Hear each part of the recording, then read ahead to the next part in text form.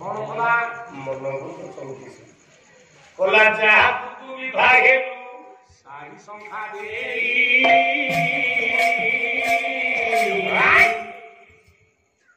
ସେହି ତୋତେ ଖାଉଅଛି ରୁଟି ହୋଇ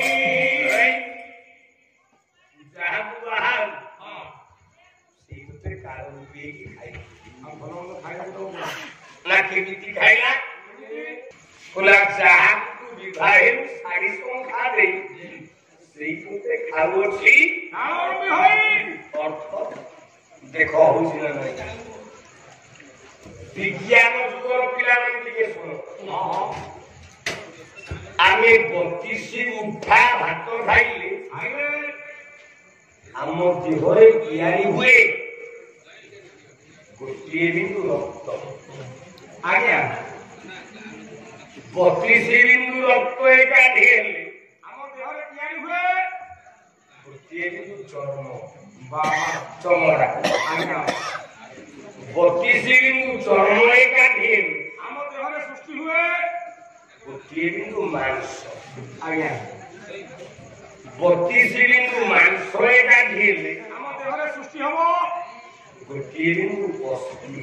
ବାବା 32 ବିନ୍ଦୁ ଅସ୍ଥି ଏକାଠି ଗଲେ ହାଡ଼ ଏକାଠି ହେଲେ ଆମ ଦେହରେ ତିଆରି ହବ ଆମେ ଘରେ ଯୋଉ ଛେଳି ମାଂସ ରହୁନି ମଟନ ଯୋଉ କଣ୍ଟା ତୁ ଶୋଷାଇ ଦଉଛୁ ତା ଭିତର ଯୋଉ ରସ ସେଇଟା ହେଲା ମଜା।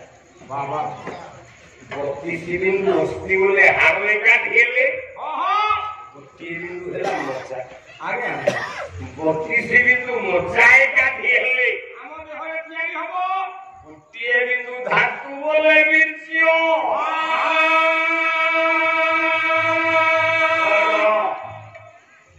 ମାନେ ଗୋଟିଏ ମଣିଷ ତା ଦେହରେ ଗୋଟିଏ ବିନ୍ଦୁ ବୀର୍ଯ୍ୟ ହବାକୁ ହେଲେ ଅତି କମରେ 3 ମାସ ଲାଗେ।